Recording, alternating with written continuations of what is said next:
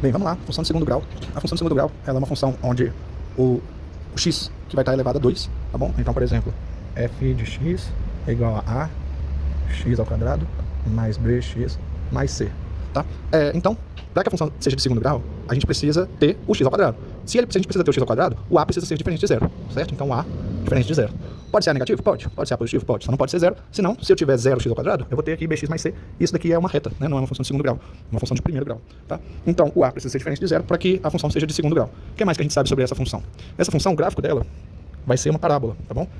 As parábolas, ou elas têm uma concavidade para cima, ou elas têm uma concavidade para baixo, tá bom? E como que a gente sabe se ela tem a concavidade para cima ou para baixo? Vai ser o sinal do a, tá bom? Aqui é o eixo y, aqui o x, aqui o y, aqui o x, tá? Então, se o a for positivo, se o a for positivo, ou seja, maior do que zero, a concavidade para cima.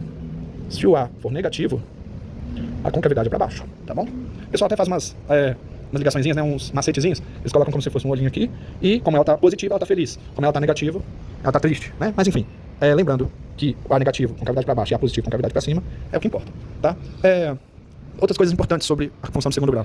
A gente precisa saber quais são os pontos onde a função toca o eixo x. O que significa tocar o eixo x? É uma coisa que precisa estar bem claro, não só para a função de segundo grau, mas para qualquer função. Eu vou tentar colocar aqui um gráfico geral, que tem a seguinte ideia. Eu quero explicar um pouco o comportamento de função no gráfico, tá? Se esse aqui é o eixo x e esse aqui é o eixo y, primeiro, para ser função, eu não posso ter algo assim, tá bom? Isso daqui não é uma função de x, tá?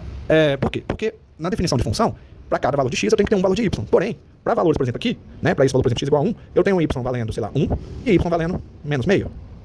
De acordo com o meu desenho aqui, seria mais ou menos isso, né? Então, isso daqui não é função, tá bom? Não é função de x. Agora, se eu tiver, por exemplo, um gráfico que seria mais ou menos assim, tá? Isso aqui não é uma função de segundo grau, tá? Mas a ideia aqui que eu quero fazer é que vocês tenham um entendimento sobre função. O que é função?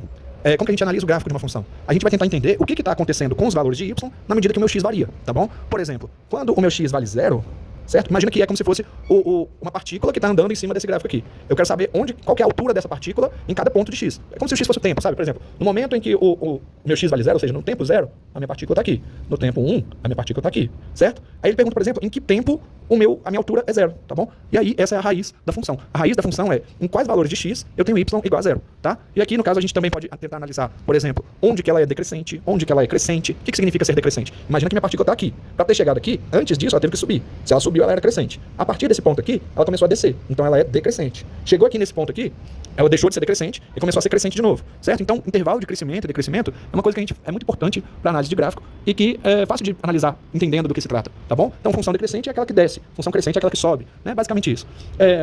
Beleza. Mas, por exemplo, como que eu sei qual que é o valor onde toca o eixo y, por exemplo? O valor onde toca o eixo y nada mais é do que o valor onde x vale 0, certo? Então, por exemplo, se eu tenho aqui a expressão geral de uma função de segundo grau, se eu quero saber onde corta o eixo y,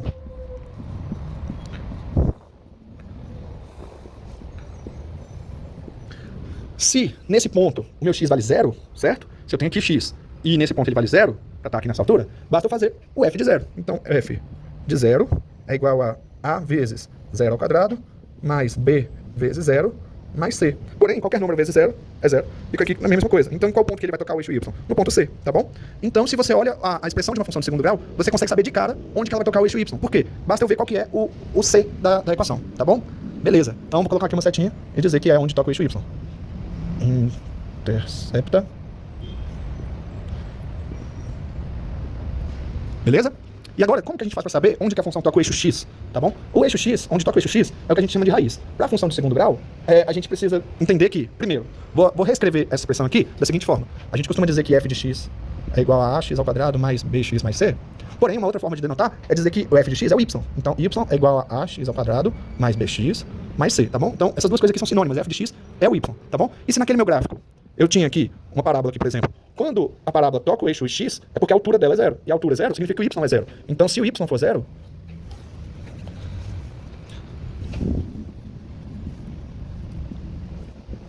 y é igual a 0. Ou então, é a mesma coisa de dizer que f de x é igual a 0.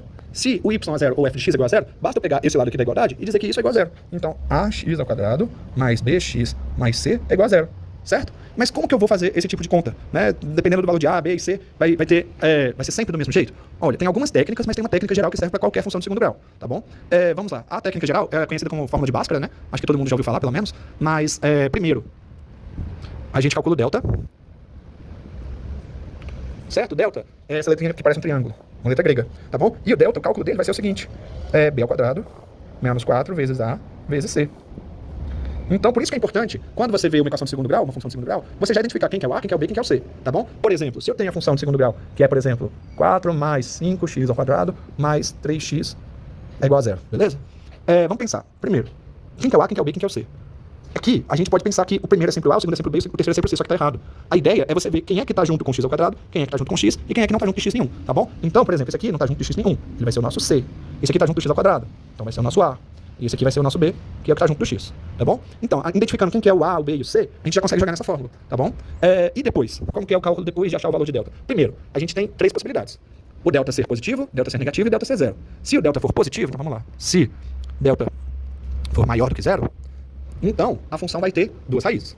Aqui a gente vai usar a seguinte fórmula. x1, melhor, o x, né? A gente chama isso de fórmula de Bhaskara, que vai ser x igual a menos b, mais ou menos raiz de delta, sobre 2a. Primeiro, você já sabe quem é o B, você já sabe quem é o A, e você acabou de calcular qual é o delta, tá bom? Basta você encontrar aqui. Mas esse mais ou menos significa que eu vou ter uma raiz para quando eu usar o mais e outra raiz para quando eu usar o menos. Então a gente costuma chamar de x1 ou x', né? Se eu chamar de x1 aqui, vai ser, por exemplo, quando ele for mais, então vai ser menos b, mais raiz de delta sobre 2a. E o outro vai ser o x2, por exemplo, vai ser menos b, menos raiz de delta sobre 2a. Tá? Bem, também existe a possibilidade do delta ser zero. Se o delta for zero, você concorda que raiz de zero é zero, e se eu somar ou subtrair zero, o meu x1 vai ser igual a x2, certo? Porque se eu fizer menos b mais zero sobre 2a, ou menos b menos zero sobre 2a, x1 vai ser igual a x2. Então, vou até anotar isso aqui. Se o delta for menor, for igual a zero, portanto, x1 é igual a x2, que é igual a menos b sobre 2a. Beleza? Por quê? Mais ou menos raiz de zero não vai mudar, tá bom? Então, precisa decorar várias fórmulas? Não. O que eu recomendo? Decora essa daqui, que você vai usar ela em qualquer situação. Mas e se o delta for negativo? Se delta menor do que zero. Se o delta for menor do que zero, a gente vai ter uma seguinte situação. Na fórmula, a gente vai tirar a raiz de delta. E o delta sendo negativo, a gente não pode tirar a raiz dele, né? Não pode tirar a raiz de número negativo.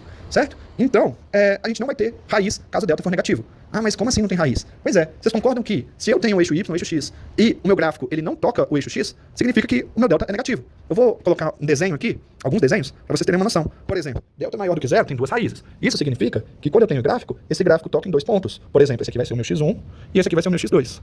Beleza? Caso o meu delta for igual a zero, significa que x1 e x2 é o mesmo ponto. Então, nesse caso, o gráfico, a parábola, né, ela vai tocar uma vez só, que vai ser meu x1, que é igual a x2. Beleza? Vai ser no ponto que você encontra através dessa fórmula aqui. E se o delta for negativo? Delta negativo significa que ele não toca o eixo. Imagina que a parábola ela vai estar ou totalmente acima do eixo x, ou totalmente abaixo. Vai depender da concavidade dela, por exemplo. Delta positivo, delta negativo e concavidade para cima, ele não tocou o eixo x. Certo? Então, A maior que zero, delta negativo. Beleza? Caso a parábola esteja abaixo do eixo x, é porque eu tenho o A menor que zero, né, concavidade para baixo, e o delta negativo. Tá bom? Isso aqui é o resumo básico sobre como calcular raiz. Beleza? Agora, eu vou explicar um pouquinho, porque tem mais coisas que dá para fazer com estudo de função de segundo grau. Por exemplo, eu consigo, eu posso te pedir, por exemplo, onde que a função, onde que ela é crescente, onde ela é decrescente. Vocês concordam que antes de chegar nesse pontinho aqui, ela é decrescente, e depois que passa desse ponto, ela passa a ser crescente? Pois é, isso significa que nesse ponto aqui, é um ponto importante, a gente precisa, se é comum eles perguntarem pra gente onde ela é crescente, onde ela é decrescente, eu preciso saber identificar como que eu calculo esse ponto, tá? E esse ponto, primeiro, a gente tem um nome pra ele, que é o vértice, tá bom? Então a parábola ela tem um vértice, que é esse ponto ou mais alto ou mais baixo, né, dependendo da concavidade. No caso aqui é o ponto mais baixo, no caso aqui é o ponto mais alto, mas para ambos os casos a gente chama ele de vértice. E a gente tem uma fórmula para achar os valores do vértice. Então vamos lá, vértice. Para achar o x do vértice, a fórmula é menos b sobre 2a. E para achar o y do vértice, a fórmula é menos delta sobre 4a. Agora, vocês sabem que para achar o vértice, para calcular as coordenadas do vértice, a gente tem que saber o A, o B e o C também para calcular o delta, né? Então, essa parte aqui é essencial, tá bom? Identificar o A, B e C. O que mais? Tá. No caso, vocês perceberam que eu tenho x do vértice e y do vértice. Mas aqui é um ponto só. Porém, esse ponto, ele tem uma coordenada x e uma coordenada y, certo? Aqui vai ser o x do vértice e aqui vai ser o y do vértice. No caso aqui, por exemplo, dessa parábola com a concavidade para cima, o vértice está por aqui. O x do vértice seria esse valor aqui, ó, x do vértice. E o y do vértice seria esse valor aqui. Tudo bem com a tela aqui agora? Sem problemas, eu vou finalizar. Não. Mas eu finalizo aqui.